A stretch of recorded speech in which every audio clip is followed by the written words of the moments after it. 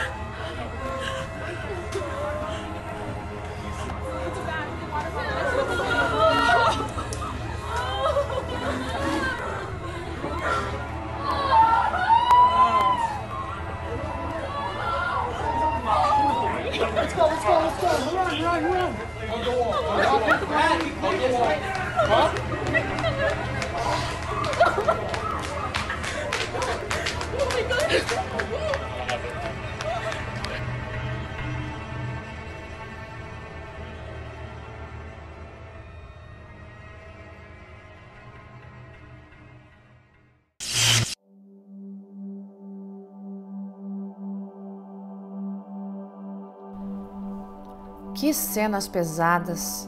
Meu Deus, que massacre! E as vítimas eram crianças. Que banho de sangue! Agora, como deter um maníaco que mata gente inocente?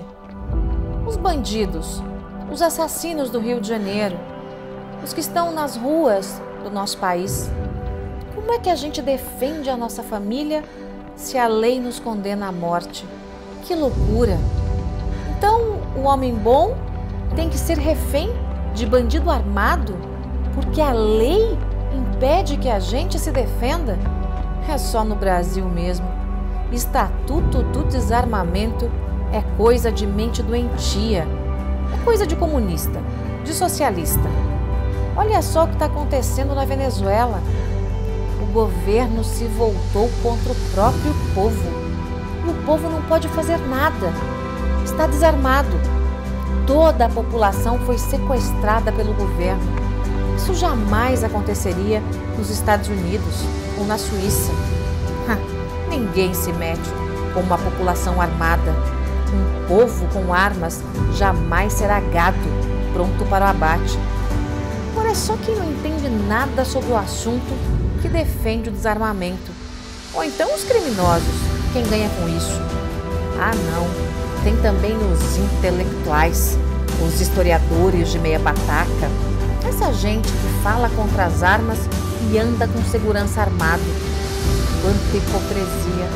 Será que essas pessoas não pensam nos inocentes, nas vítimas, nessas crianças que morreram?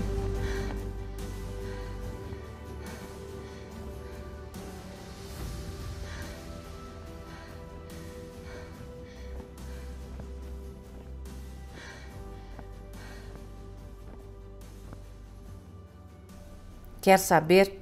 O absurdo dos absurdos é a gente não poder se defender. This would only be obviously for people that are very adept at handling a gun. And it would be, it's called concealed carry, where a teacher would have a concealed gun on them. They'd go for special training and they would be there, and you would no longer have a gun-free zone. Gun-free zone to a maniac, because they're all cowards. A gun-free zone is let's go in and let's attack, because bullets aren't coming back at us. An attack has lasted, on average, about 3 minutes. It takes 5 to 8 minutes for responders, for the police to come in. So the attack is over. If you had a teacher who was adept at firearms, they could very well end the attack very quickly. The other thing, I really believe that if these cowards knew that the school was, well guarded from the standpoint of having pretty much professionals with great training, I think they wouldn't go into the school to start off with. I think it could very well solve your problem. So we'll be doing the background checks. We'll be doing a lot of different things, but we'll certainly be looking at ideas like that. Have more than enough.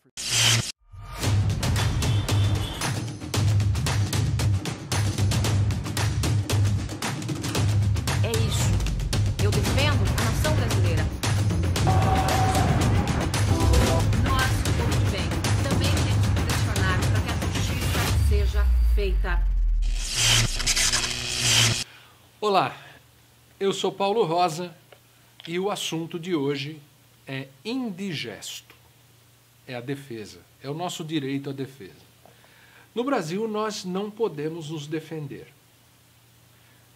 Quando aquele garoto com um revólver na mão para alguém na rua, na calçada, no farol, no trânsito, coloca o revólver na cabeça da pessoa e diz: perdeu, me dá tua carteira, me dá o teu celular, me dá o teu dinheiro. O que quer dizer esse perdeu? É que você perdeu o celular, perdeu a carteira, perdeu o dinheiro para o garoto? Não, ele tira a sua vida, porque na verdade ele queria ter a sua vida. Ele queria ser o que você é, só que ele não é o que você é e não vai ser. Ah, porque ele é vítima da sociedade? Não é. A maioria das pessoas que também sobrevivem em condições difíceis não são bandidos.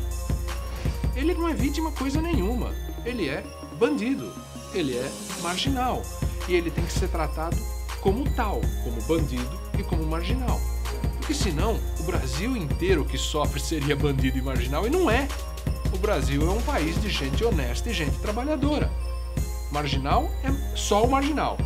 Quando ele fala você perdeu, na verdade ele queria a tua vida. E muitas vezes ele tira a sua vida. Então, gente, ele não está querendo o teu celular, o teu dinheiro, o teu carro. Ele está querendo a sua vida. Qual é o problema dessa história que eu estou contando triste? É que você não tem o direito de se defender hoje. Você é como aquela ovelhinha indefesa que vai morrer. Isso precisa mudar. As pessoas têm que ter o direito à defesa. Esse é um direito que o governo tem que garantir para o seu cidadão, como acontece em países civilizados, como, por exemplo, Estados Unidos, a segunda emenda.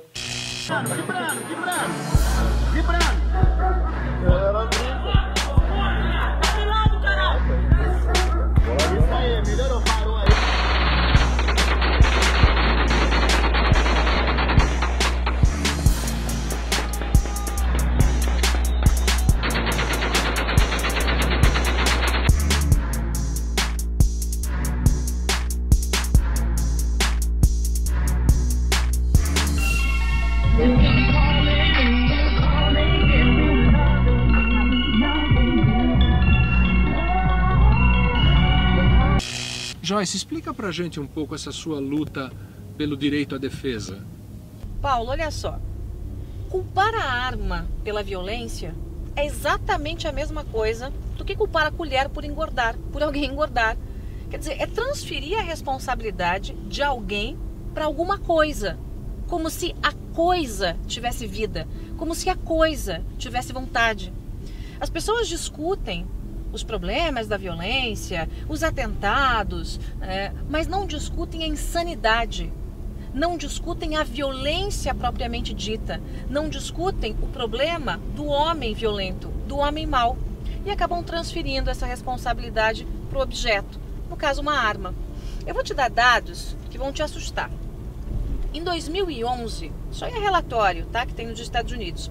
Em 2011 foram registrados nos Estados Unidos mais de 8.500 assassinatos, mortes, todo tipo de morte, com faca, taco de golfe, rifle, inclusive mortes por erros médicos. De todo esse volume, 323 mortes apenas foram causadas por rifles. As pessoas que usaram facas para cometer crimes cometeram muito mais crimes. As mortes por erros médicos, ou mesmo com outros tipos de objetos, martelos, são infinitamente superiores às mortes causadas por rifles. Então, por que responsabilizar a arma? Por que responsabilizar o rifle? Tem alguma coisa errada nisso. Olha, um outro dado que é interessante é o número de mortes que o cidadão de bem armado consegue evitar. Um levantamento também dos Estados Unidos mostra que por ano, em média, 2 milhões de mortes são evitadas porque as pessoas de bem estão armadas, têm o direito de se defender. Ninguém pode tirar o meu direito à defesa. Eu não posso simplesmente virar uma presa para o violento, para o bandido, para o homem mau. Então, a discussão é muito mais profunda. Eu repito para você, é uma insanidade culpar a arma pela violência. É a mesma coisa que culpar a colher por engordar. O debate é mais profundo. Se você não quer ter arma para se defender, o problema é seu. Se você acha que não deve reagir para se defender, o direito é seu. Mas se você acha que o seu direito de escolha deve se sobrepor ao do outro, aí o problema é nosso. Sem liberdade não há democracia.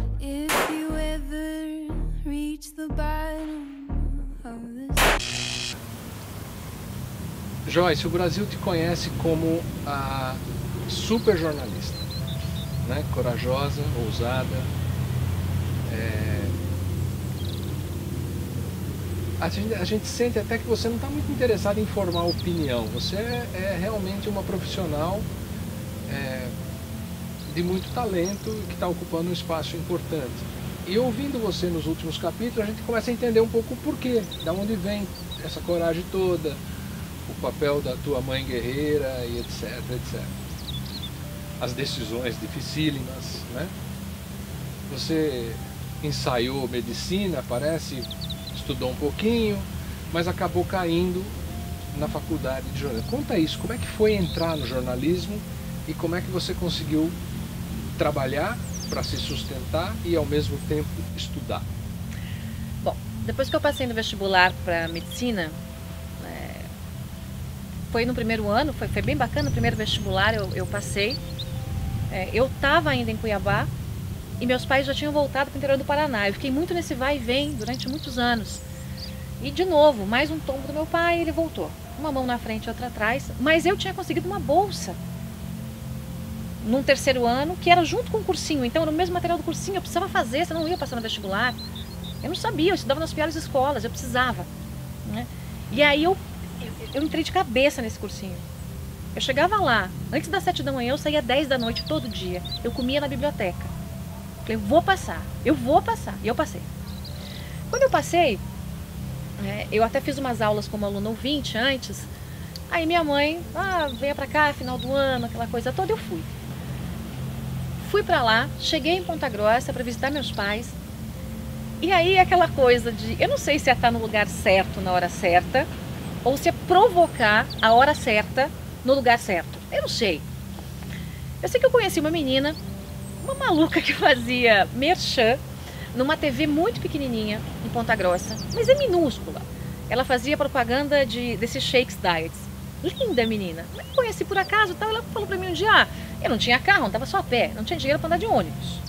Eu andava a pé. 13 quilômetros, eu queria sair da minha casa até o centro, 13 quilômetros a pé para ir, 13 para voltar. E quando eu tinha algum dinheiro, eu usava para comprar fruta, que eu sempre gostei muito e não tinha disposição. E ela tinha carro e tal. Quer ir comigo na televisão? E eu sempre tive essa carinha, né? Ninguém imagina as situações pelas quais eu passei, nem ela. Aí eu falei, quero. Fui na televisão com ela. Cheguei nessa TV, estava tendo teste para apresentador. E lá tinha já 10 jornalistas recém-formados. Foquinhas, a gente chama de foquinha. E quando a gente chegou, essa moça entrou para fazer as gravações dela. A secretária perguntou para mim, você veio pro teste? Aí eu falei, pro teste? Ela, o teste de apresentador é ali, ó. Peguei e fui. E eu entrei na fila. E eu tava achando aquilo divertidíssimo, porque eu sempre tive um bom humor. Apesar de ser brava, eu sempre tive um bom humor, um sarcasmo. Entrei na fila e fui lá e fiz o teste. E não é que eu passei? Eu e mais um moço, que depois foi para a Record Nacional e tal, também fez uma carreira nacional. Quando eu passei, eu tive que... Veio um assistente e falou para mim, olha, parabéns, tal, era para ser uma pessoa só, mas vai ser um casal, vai ser você e mais esse moço, tal, o nome dele é Eduardo. Eu falei, mas eu não sou formada, eu não sou jornalista. Aí ele, como? Aí eu tive que contar a história. Chamaram o dono da TV, resumindo, eu contei a história para ele. Ele me perguntou, quanto tempo você fica aqui? Eu falei, eu fico aqui até quando iniciar as aulas, no Mato Grosso. Então, eu imagino que março ou abril, porque faculdade pública sempre começava com greve. Ele falou, então fica para mim esses meses aqui. Eu te pago um salário mínimo para você ser minha apresentadora. Eu achei o máximo. Eu falei, eu vou ficar falando na TV. Eu ainda vou ganhar um dinheirinho para isso. Topei na hora. Eu vi uma oportunidade ali. E ao mesmo tempo não ficar, né, pedindo dinheiro para mãe, papai, para ninguém, que eu nunca gostei disso. E comecei a apresentar o jornal. Não tinha nem o teleprompter, né, que é aquela televisãozinha que passa as letrinhas, era no papelzinho. Tinha que ler o papelzinho e olhar para a câmera. Ler. Como eu tinha gravado alguns comerciais de TV, eu não tinha medo de câmera. Muito bem. Me apaixonei por jornalismo. Assim. E estava tendo um vestibular tardio naquele ano, porque também a universidade tinha entrado em greve. E eu fiz o teste. Fiz o vestibular sem contar para ninguém. Minha mãe não sabia. Por que não podia contar? Porque eu não queria ninguém dando opinião a esse respeito. Eu não queria ninguém nem gerando expectativa de eu ficar ou não ficar, de eu querer ou não querer, porque eu falei para os meus pais, eu me viro, eu vou fazer medicina, a gente não pode pagar, eu me viro, vou vender brigadeiro na universidade, vou aprender a fazer pano de prato, não sei, eu me viro. Então eu não queria gerar expectativa e nem decepção em ninguém. Então eu guardei para mim. Aí eu fiz o vestibular, passei. E aí meu nome saiu na rádio. Quando meu nome saiu na rádio, é que minha mãe ficou sabendo. Brigou comigo, eu liguei para ela me xingou o telefone. Ela estava numa das padarias que ela trabalhava. Me xingou, eu me lembro bem, falou um palavrão. Mas depois acabou ficando feliz, porque certa vez ela disse, eu acho que você tinha que ser jornalista, quando era pequena. E eu falei para ela, não, eu vou ser médica. Porque eu queria fazer o mais difícil. Era mais difícil fazer vestibular para medicina, era mais difícil passar no vestibular para medicina, era mais difícil virar médica, era mais difícil se formar médica. Então eu queria o mais difícil, eu queria fazer neurocirurgia, que era mais difícil ainda. Não, você está ajudando a curar o país. Não deixa... Mas a lógica era essa, eu tinha que me superar, eu tinha que fazer o mais difícil. Mas aí eu me apaixonei pelo jornalismo. E aí quando eu vi aquilo eu falei, nossa, e para vencer dentro do jornalismo, isso sim é difícil. Aí eu aprendi o que era difícil, mas comecei uma luta e venci. Olha, nós já chegamos na carreira e agora tem um monte de coisa no próximo capítulo que você vai gostar bastante. Legal. Vamos.